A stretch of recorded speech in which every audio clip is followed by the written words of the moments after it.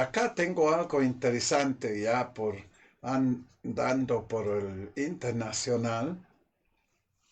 Ciudad del Vaticano, 20 de junio del año pasado. El arzobispo italiano y ex nuncio en Estados Unidos, Carlo Maria Vigano, muy crítico con el Papa Francisco, ha sido imputado por el delito de cisma por el Dicasterio de Doctrina de la Fe, según reveló este jueves él mismo.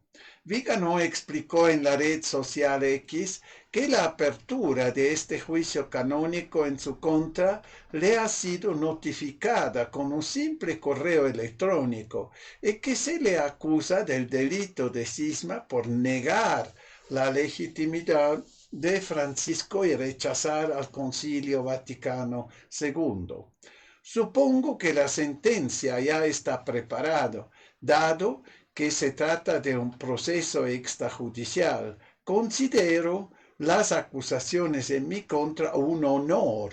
Creo que el propio tenor de las acusaciones confirman las tesis que vengo defendiendo, sostuvo. Vigano calificó el Concilio Vaticano II 1962 a 1965 el acuerdo que revolucionó y modernizó la Iglesia como un cáncer ideológico, teológico, moral y litúrgico, y tildó la Iglesia bergogliana, en alusión al apellido del Papa Bergoglio, de metastasis. El arzobispo ha decidido hacer público este proceso en su contra el mismo día en que había sido convocado por Dicasterio, Ministerio Vaticano, de la doctrina de la fe para notificarlo en el Vaticano las acusaciones,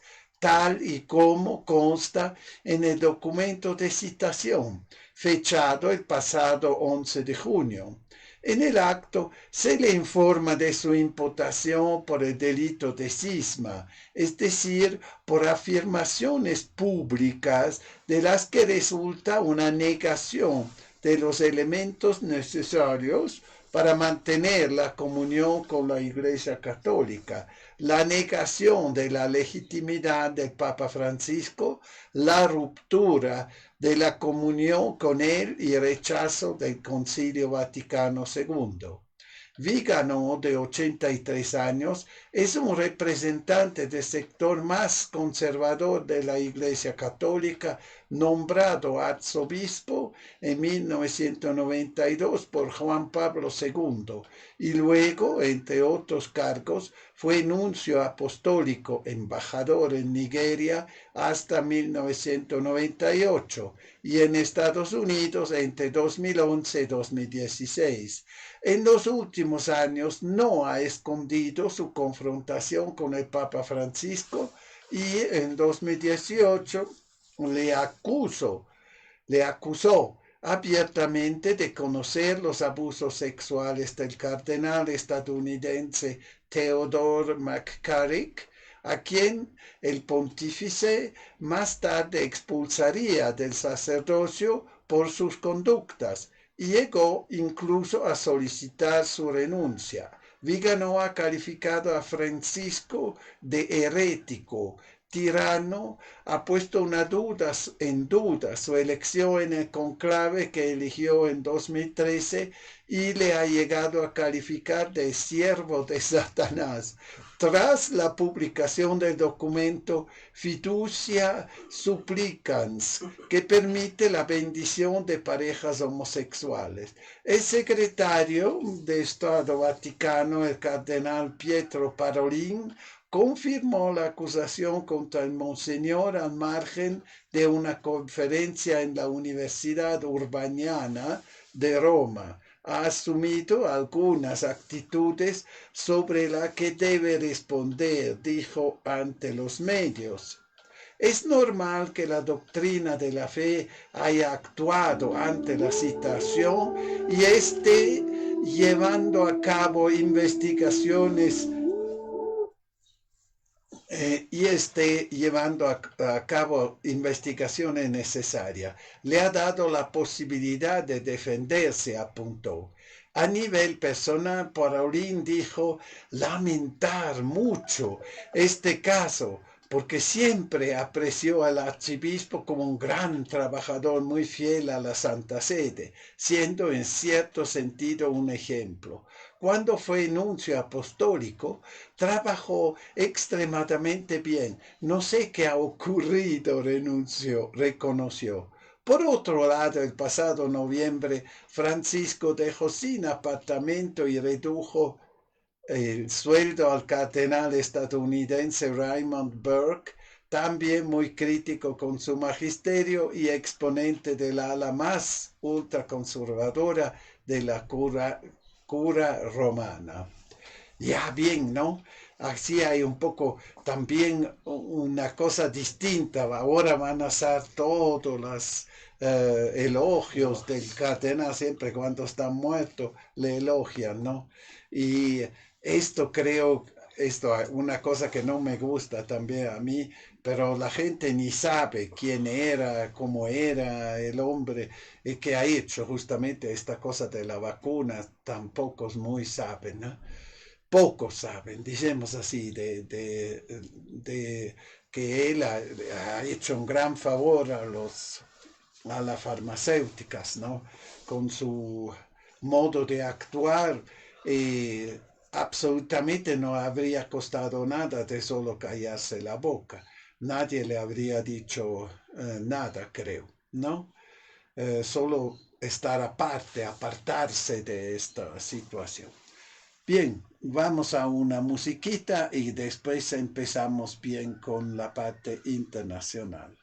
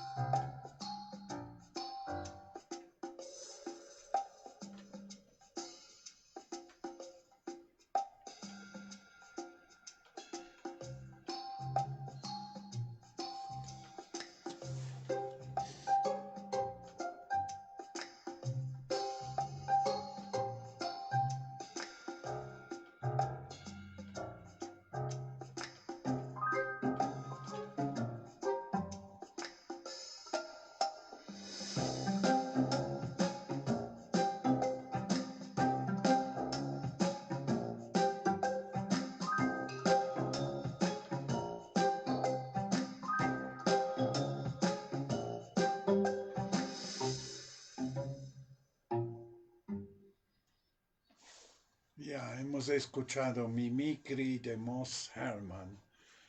Sí, acá entramos en lo menos agradable.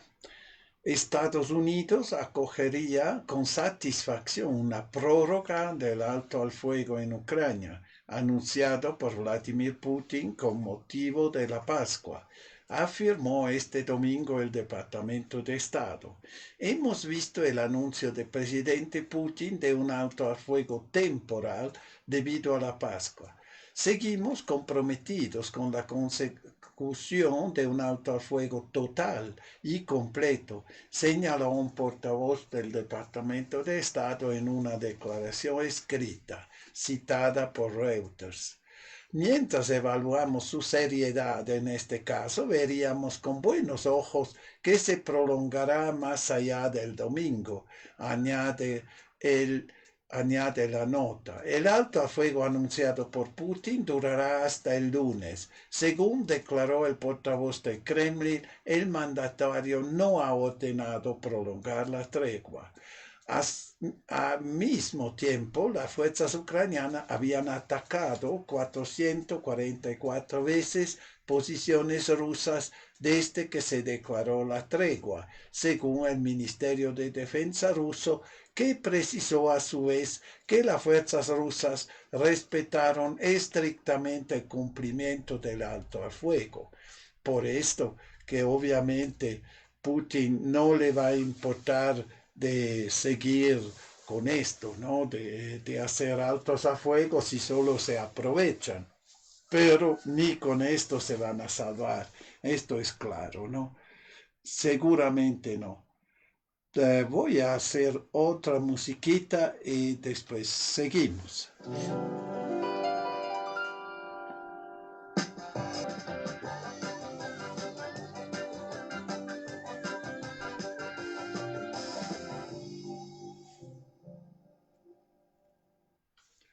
Acá tenemos algo increíble, ¿no? Del 17 es.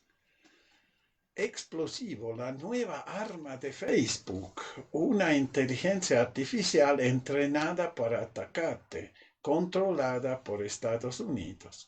Meta crea inteligencia artificial con tus datos de la UE y nadie puede detenerla. Olvídense de entrenamientos inofensivos para mejoras chatbots. Lo que Meta está introduciendo actualmente en Europa es nada menos que el siguiente gran paso hacia la manipulación de opiniones asistida por IA. Y esto con datos que vienen de aquellos que menos probabilidades tienen de resistirse, los propios usuarios. Publicado públicamente, entonces ahora pertenece a la máquina. Bienvenidos la era de la reeducación algorítmica. La plataforma más grande del mundo está construyendo una conciencia digital desde ti. Facebook, Instagram, WhatsApp, Meta es la red social más grande del mundo. Miles de millones de personas en todo el mundo utilizan estos servicios de manera voluntaria, a diario y a menudo sin pensarlo. Ahora Meta está haciendo exactamente lo que los defensores de la protección de datos han temido durante años. Accede a tus publicaciones, comentarios, reacciones e interacciones para entrenar su inteligencia artificial sin tu consentimiento activo. Meta promete no acceder a mensajes privados, pero dada la historia de la empresa, esta garantía es todo menos confiable. Meta, ante Facebook, ha sido sorprendida varias veces analizando más de lo comunicado públicamente, ya sea a través de perfiles ocultos, seguimientos de metadatos o cooperación específica con agencias gubernamentales. ¿Creíble? Más bien no. Cualquiera que haya mentido al público una vez no debería sorprenderse si la próxima vez nadie le cree ni una palabra. La empresa afirma que es posible presentar objeciones mediante un formulario, pero en realidad casi nadie conoce esta posibilidad. Y eso no es casualidad, es estrategia. Del entrenamiento a la subyugación, la IA como herramienta educativa. Lo que Meta está construyendo aquí no es simplemente una herramienta para mejorar el texto o un bot inteligente que puede contar chistes. Es un filtro de visión del mundo alimentado por miles de millones de puntos de datos de usuarios reales de Europa, pero controlado por una corporación estadounidense. Esta inteligencia artificial está entrenada en patrones de lenguaje, palabras clave, cosmovisiones, diferencias culturales, posiciones políticas, reacciones emocionales. ¿Y para qué? Para la moderación automatizada de contenido, censura, para la reeducación de usuarios problemáticos a través de chatbots, para influencia política a través de algoritmos de plataforma, por la degradación automática o invisibilidad de las opiniones disidentes. El pasado de Facebook es una lección de abuso de poder. Cualquiera que piense que Meta ha cambiado debería detenerse un momento. Cambridge Analytica, millones de perfiles de usuarios analizados ilegalmente con fines de manipulación electoral. Shadow banning y limitación de contenido. Las opiniones críticas fueron suprimidas sistemáticamente, desde el coronavirus hasta Ucrania. Colaboración con los gobiernos. Facebook censuró contenidos en nombre de narrativas estatales. Y ahora se supone que debemos creer que esta inteligencia artificial solo es útil. Sede estadounidense, poder global e ingenuidad europea. Mientras las autoridades europeas hacen malabarismos con las directrices de protección de datos, el contenido fluye sin filtrar hacia los centros de datos estadounidenses. Ahí se construye un sistema a partir de tus palabras que ya no pregunta qué es verdad, sino solo que se desea. Los datos recopilados hoy de los ciudadanos de la UE para la adaptación del modelo regional podían ser mañana utilizados para monitorear movimientos políticos, utilizado para la discriminación algorítmica, incrustado en sistemas que distorsionan el discurso democrático, y todo esto sin un control efectivo, sin transparencia, sin consecuencias. Conclusión. El nuevo orden mundial no se impondrá mediante tanques, sino mediante plataformas. Meta no construye una herramienta. Meta construye una infraestructura para el control del comportamiento. Quien lo controla, controla al público digital y en última instancia la democracia, la opinión y la verdad. Meta está construyendo una inteligencia artificial entrenada con las palabras, pensamientos y emociones de millones de personas, recopiladas sin consentimiento genuino, evaluada fuera del control europeo y desarrollada bajo la supervisión de una corporación que ha sido descubierta repetidamente en el pasado por uso indebido masivo de datos de usuarios. ¿Y quién nos garantiza que estos sistemas no serán utilizados contra nosotros mañana? Nadie.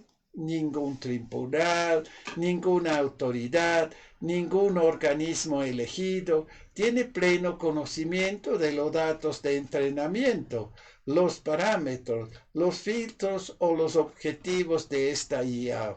Si los años de pandemia han demostrado algo, es esto. Los gobiernos y las corporaciones no son tus amigos.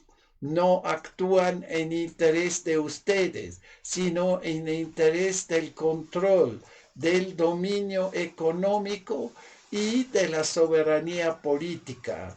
Las herramientas del futuro no son tanques ni estados policiales, son chatbots, feeds, algoritmos y prohibiciones ocultas.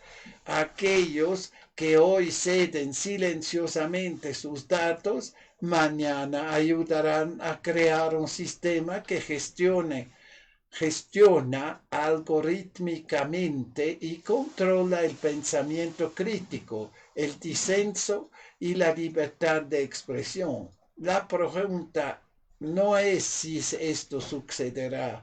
La única pregunta es hasta cuándo seguiremos mirando. Ya esperamos que no me corta mi canal después de esto, pero en todo caso creo que no hay mucho que a ellos le importa porque hay siempre un nivel, ¿no? Usted conoce, ¿no? En Facebook, decimos 95% son cosas triviales, ¿no? Sobre su familia, qué hacen, qué no hacen. No es una cuestión política. Y los pocos que somos, que siempre usan Facebook, porque muchos ya se han ido, es que ellos miden también cuánta gente te mira, ¿no? Cuánto tienes de seguidores. Así, si es poco, no le interesa. Así, a partir de 10.000 seguidores empiezan a fregarte. Esto es una cosa que se sabe. El resto no le interesa. Ahora, vamos a escuchar una música y después seguimos.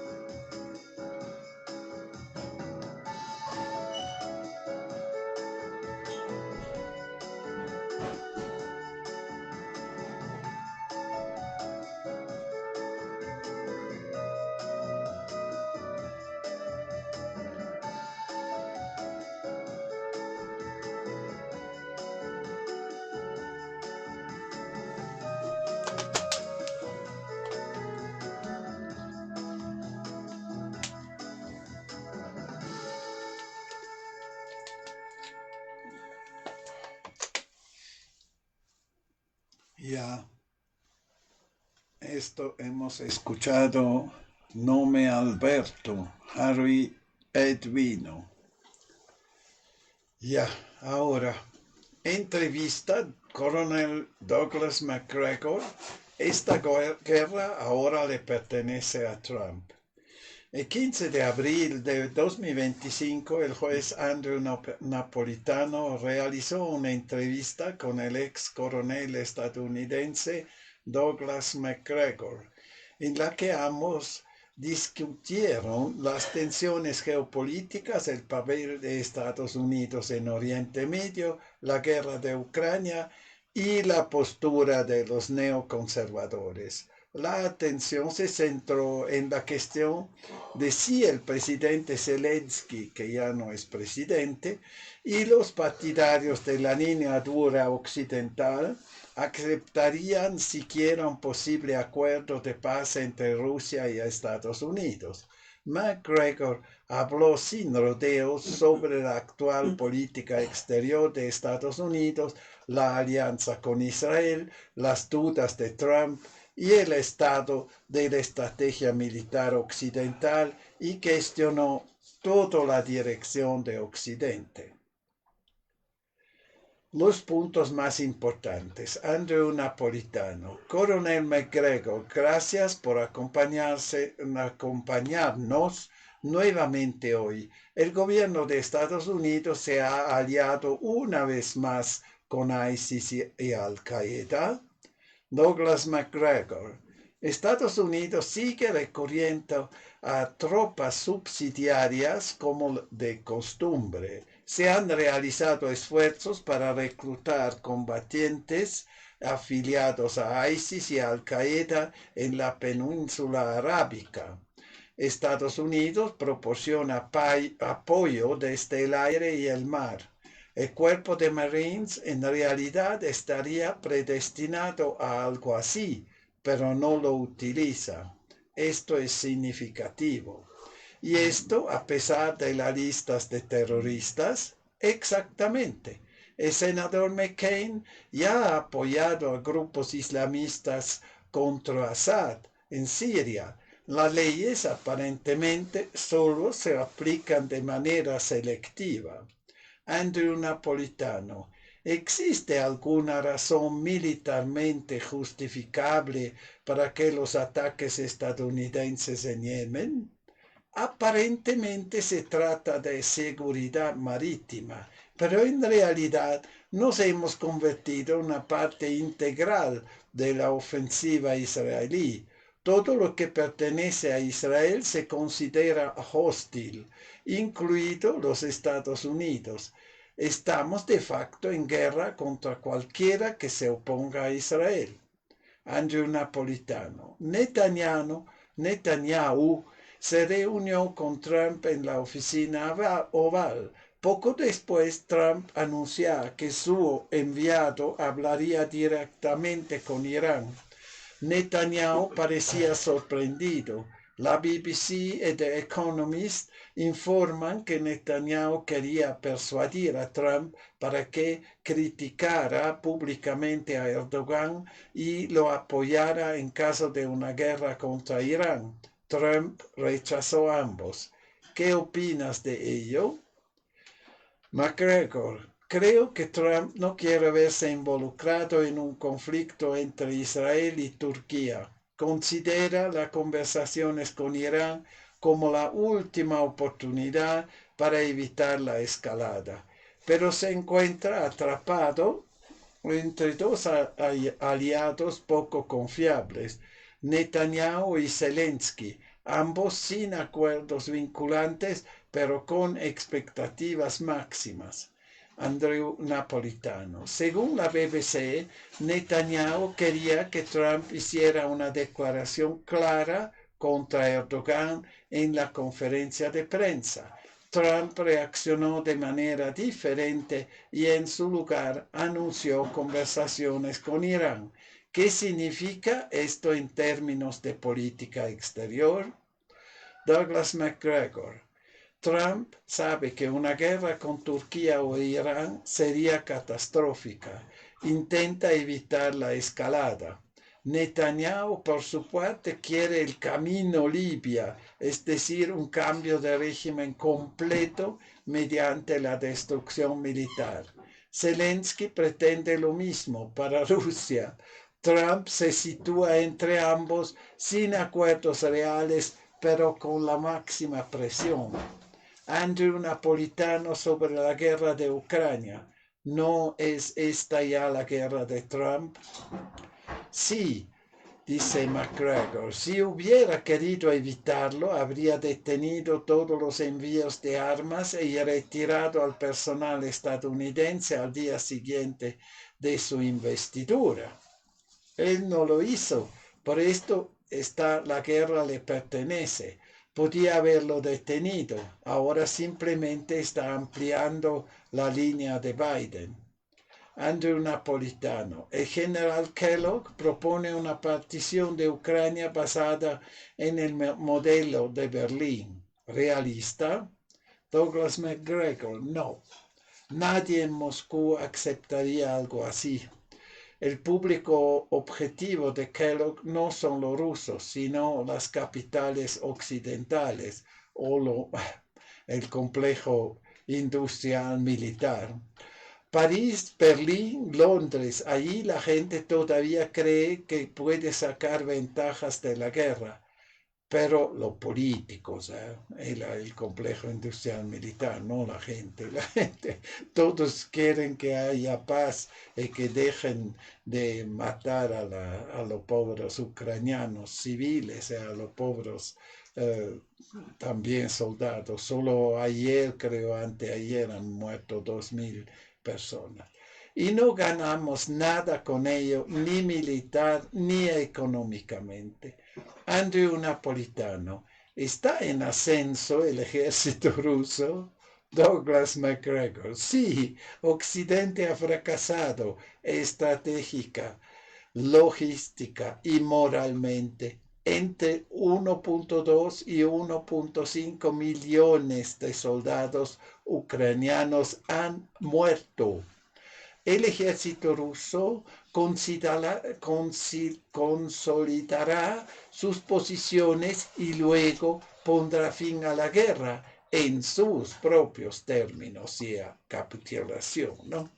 Andrew Napolitano, ¿qué dice usted de los aranceles del 145% sobre China? Douglas McGregor, catastrófico. China produce el 50% de las materias primas de los antibióticos.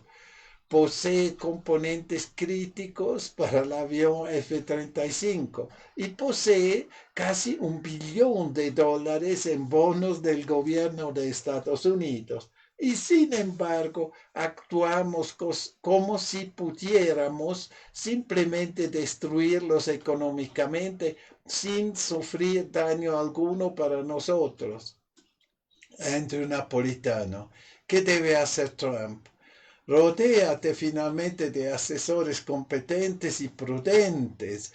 Piensa estratégicamente, sopesar la pérdida frente a los beneficios como cualquier lección histórica y dejemos de reaccionar impulsivamente con soluciones militares, porque quien inicia la guerra pierde el control. Andrew Napolitano, una comparación final. Douglas McGregor. En 1914 la gente en Londres y París decía, la única persona en Berlín que no quiere esta guerra es el Kaiser. Y aún así no lo detuvo, aunque pudo.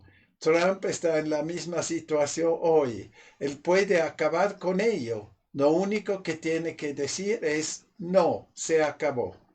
Andrew Napolitano. Gracias, coronel. Eso fue brillante. Sí que es cierto, ¿no? Absolutamente cierto que dice el coronel militar, ¿no? Ex militar. Muy sensato y claro, ¿no? Así, si no se controla, ¿no? Trump deja de hablar estupideces, ya vamos a la Tercera Guerra Mundial y no solo esto, vamos a hacer morir mucha gente inútilmente, como se ha visto, más 1.5, 1,5 millones de jóvenes soldados ucranianos que han muerto. Vamos a la música 9:30, continuamos. Ya hemos escuchado Follow the Deer de Trio Leo. Ya, ahora leemos algo sobre economía. 9:33. Oro.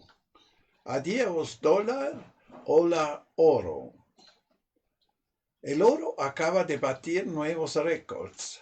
Y eso no es casualidad. Las sanciones, los aranceles y el caos económico de la era Trump están sacudiendo los cimientos del dólar. ¿Estamos ante un cambio monetario global?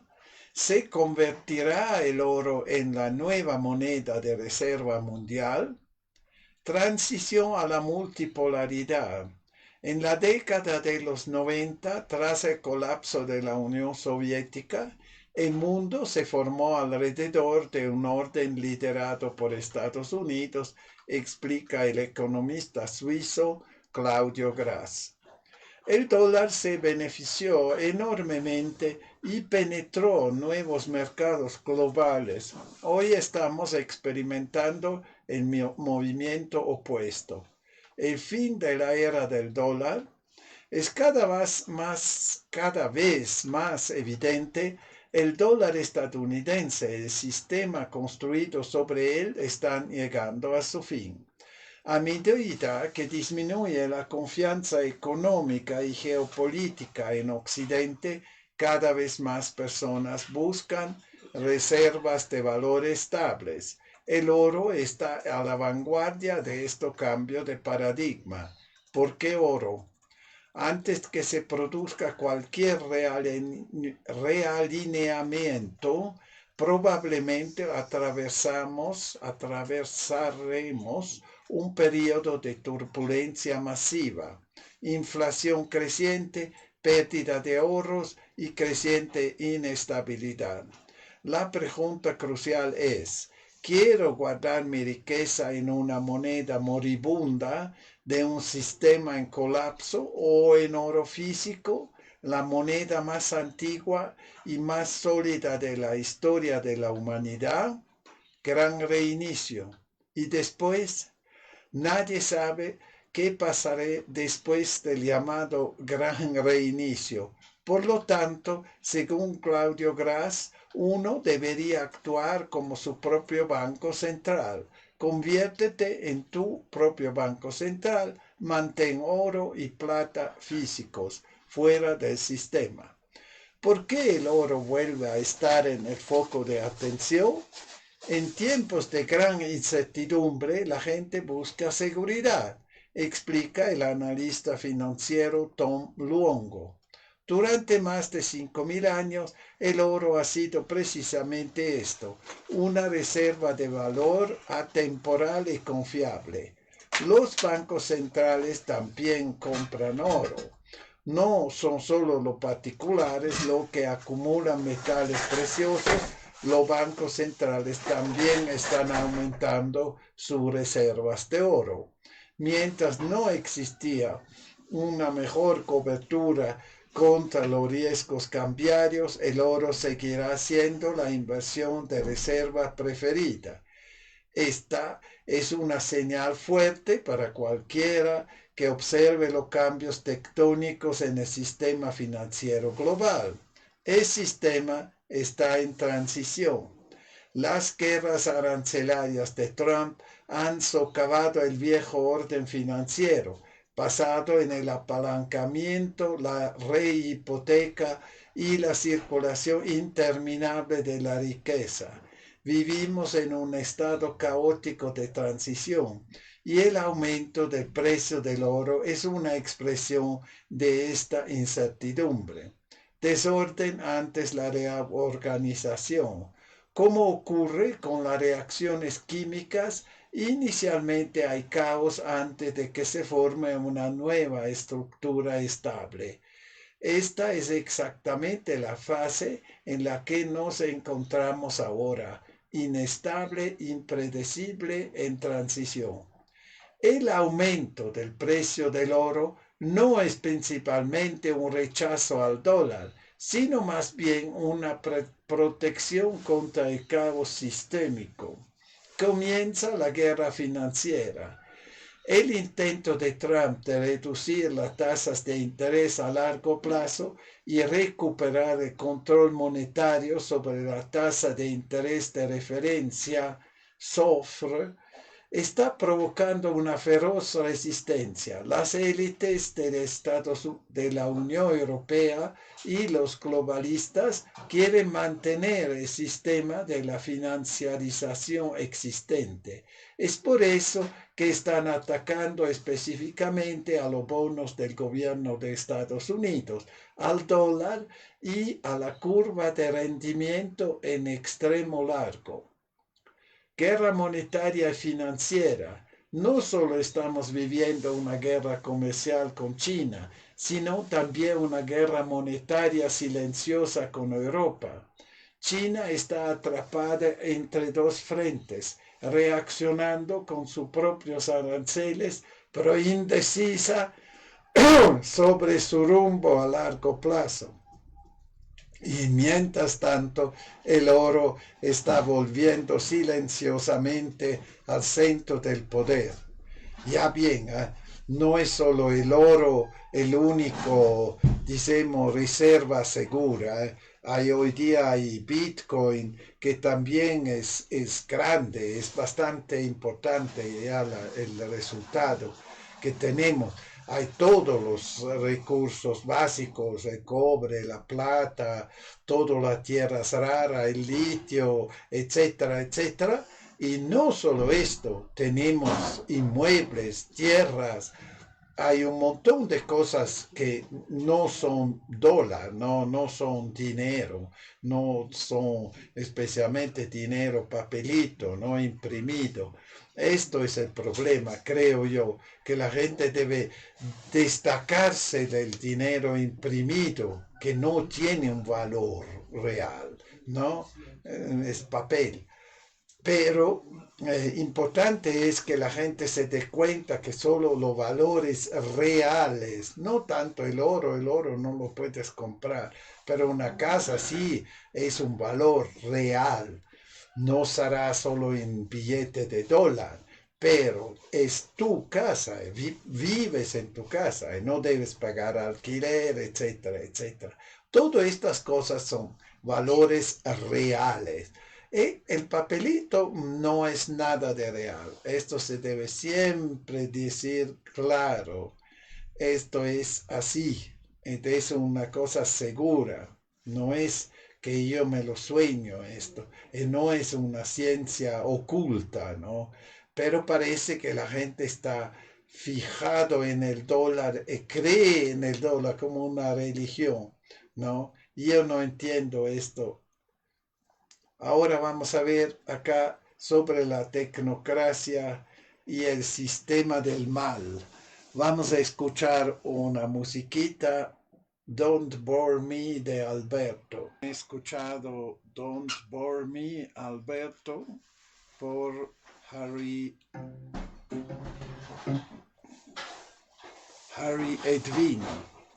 Ya bien, ahora 9:44, ya muy rápido al tiempo.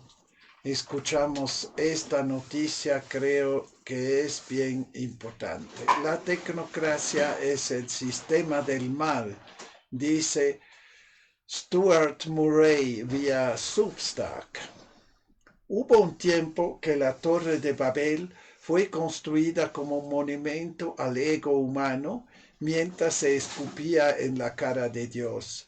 Nada ha cambiado, mientras la última Torre de Babel intenta apoderarse de la humanidad, poner patas arriba el mundo creado, escapar al espacio y sí escupirle de nuevo a la cara de Dios. Tecnócrata es un código para psicópata, falta de empatía y remordimiento, junto con rasgos megalómanos enmascarados por un encanto superficial y resistencia al estrés.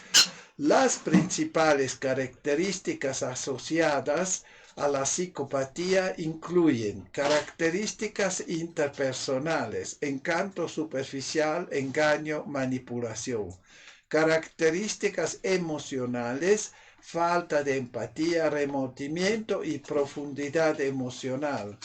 Comportamientos, impulsividad, irresponsabilidad, búsqueda de emociones y comportamiento antisocial. No todos los tecnócratas son psicópatas, pero aquellos en la cima de la pirámide ciertamente lo son. Patrick Wood, editor.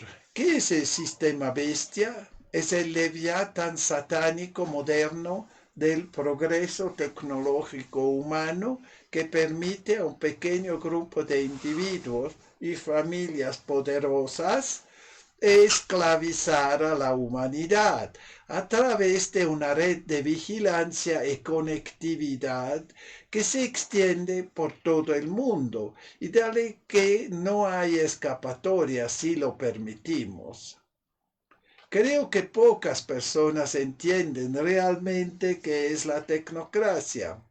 Se está introduciendo a la velocidad del rayo, por lo que sería bueno que todos se familiarizaran con él. Cuando termines de leer este artículo, quiero que entiendas estas tres cosas y cómo se relacionan entre sí. Reconstruir mejor fue el nuevo lema en 2020, utilizado por muchos líderes mundiales. Elon Musk dijo que era Dark Maga. Trump dijo que ya no había necesidad de votar. La tecnocracia fue el movimiento social activo en Estados Unidos y Canadá en la década de los 30. Se consideraba una tercera opción, mejor que la política de partidos y el comunismo. El movimiento propuso reemplazar a los políticos por científicos e ingenieros. El abuelo materno de Elon Musk fue Joshua N. Haldeman, 1902-1974. Entre 1936 y 1941, Haldeman fue el líder de un grupo canadiense llamado Technocracy Incorporated. Fue arrestado y encarcelado brevemente en Canadá por su participación en este grupo, que era considerado subversivo. Después de 1941, se unió al Partido del Crédito Social y abogó abiertamente por una renta básica universal. Al igual que su abuelo, Elon Musk es un apasionado defensor de la tecnocracia, los sistemas de crédito social y la renta básica universal. Como pequeña anécdota para los demás amantes de los puntos, el ex nazi y el miembro de la SS Werner von Braun escribió un libro de ciencia ficción en 1949 llamado Proyecto Marte, un relato técnico. Según Wikipedia, después de establecer comunicación verbal, la gente aprende sobre la estructura social y el gobierno de los marcianos, que está dirigido por 10 hombres bajo el liderazgo de Elon. Es solo una coincidencia que Elon Musk llamará a su hijo Elon. Elon parece estar bastante fascinado por todo lo que tenga que ver con Marte. La gobernanza tecnocrática tuvo una prueba durante la falsa pandemia. Los expertos, entre comillas, médicos, particularmente Fauci, Deborah Birx y otros miembros del grupo de trabajo sobre el coronavirus de la Casa Blanca, han sido traídos a su conciencia para decirle qué hacer.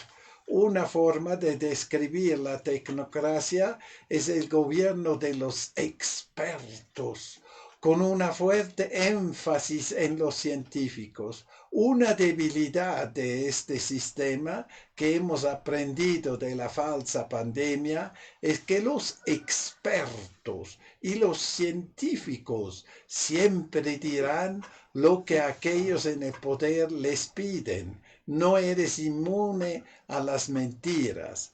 La gobernanza tecnocrática está teniendo una segunda prueba con Doge. La IA se utiliza para medir la eficiencia humana y desmantelar agencias gubernamentales sin ninguna supervisión, porque ese es el plan para el futuro, como verá. La tecnocracia se describe como la ciencia de ingeniería social, el control científico de todo el mecanismo social para la producción y distribución de bienes y servicios a toda la población. En una tecnocracia, la sociedad tal como conocemos dejará de existir. En cambio, habrá un control centralizado de todas las interacciones y comportamientos humanos. Esta es la red de control de la que todo el mundo habla. Vigilancia y seguimiento ineludibles las 24 horas del día son los datos recopilados, almacenados y analizados en los centros de datos de inteligencia artificial de Stargate. Los planes para estos nuevos centros de datos de IA fueron detallados por Larry Ellison en el primer día completo de la nueva administración de Trump. En la tecnocracia no hay gobiernos nacionales, ¿no? Discúlpeme. En cambio, existen tecnatos continentales. Los tecnócratas imaginaron los tecnatos como masas de tierras eficientes, áreas grandes y fértiles que serían autosuficientes y requerirían poco comercio entre otros tecnatos. Téngase en cuenta que Tecnate of America incluye Canadá y Groenlandia. Cuando Trump habla de anexar Canadá y Groenlandia, no es una idea nueva. Esto es parte de un plan de casi 100 años de antigüedad de la década de los 30, que los nuevos tecnócratas han heredado. Esto es similar al plan de los 10 reinos del Club de Roma presentado en 1974. Los nuevos tecnócratas se refieren a un tecnado como Government Corporation, lo que hace referencia a la privatización de las funciones y agencias gubernamentales. Los tecnócratas se refieren a los ciudadanos, a los pueblos, como animales humanos y como máquinas programables. El funcionamiento científico del mecanismo social permite que el animal humano actúe como el motor humano para el funcionamiento eficiente del tecnato, Government Corporation. Los tecnócratas rechazan rotundamente conceptos como el alma humana y el libre albedrío. ¿Recuerdas a Noah Yuval Harari hablando sobre este mismo tema? Es así un nazi israelí, Harari, un tipo absolutamente diabólico de verdad. Habla de la tecnocracia que viene. Los tecnócratas dicen que el alma y el libre albedrío pertenecen al pasado ignorante y bárbaro de la humanidad. Para ellos, el ser humano no es más que una máquina orgánica. Los tecnócratas del pasado sustituirán el dinero por los certificados de energía. Esto suena muy parecido a los créditos de carbono que son favorecidos por Elon Musk y otros en el gabinete de Trump, según Wikipedia. Los tecnócratas argumentaron que el flujo de energía puede determinar los precios de la energía, utilizando todas las formas de unidades de energía, centrándose especialmente en hercios y julios. desarrollaron certificados energéticos que contendrían una tabla con información sobre la identificación del ciudadano, edad, género, ocupación, lugar de residencia, asignación de energía, compras realizadas, fecha de emisión y fecha de vencimiento de los certificados, formateados en el sistema Decimal Dewey. A cada persona se le entregaría un folleto con certificados. A esto a veces se le denominaba mapa de distribución de energía. Los tecnócratas argumentaron que las diferencias entre la contabilidad energética y los sistemas monetarios son las siguientes. Asignaciones de energías iguales. Se propuso que los ciudadanos menores de edad laboral, 25, siguieran recibiendo una cantidad de energía completamente independiente de sus padres o tutores. Los pensionistas, 45 años, seguirán recibiendo sus asignaciones. Las personas desempleadas seguirán recibiendo sus asignaciones. Los ciudadanos no pueden comerciar ni regalar certificados. Solo puedes gastar energía con proveedores verificados. Una vez realizada una compra a un proveedor, la energía consumida deja de ser válida. El proveedor no recibe energía consumida, por lo tanto no hay ciclo energético ni acaparamiento de energía. Los certificados tienen fecha de vencimiento. La energía no utilizada pierde su validez y el ciudadano recibe su nueva asignación energética en un momento determinado. Aquí también ningún ciudadano puede acaparar energía. Los certificados están vinculados directamente al documento de identidad de la persona. Por lo tanto, no pueden ser robados ni utilizados por nadie más. No le voy a aburrir más. Es más largo el artículo. Asusta si uno ve esto. Es bien horroroso. Pero cierto, muy cierto es esto. Y toda esta gente como Harari y compañía no creen que son tan poderosos, pero no lo son. Solo tienen la boca muy grande y hacen libros muy gruesos y se creen muy inteligentes. Pero esto es todo. Ya, vamos a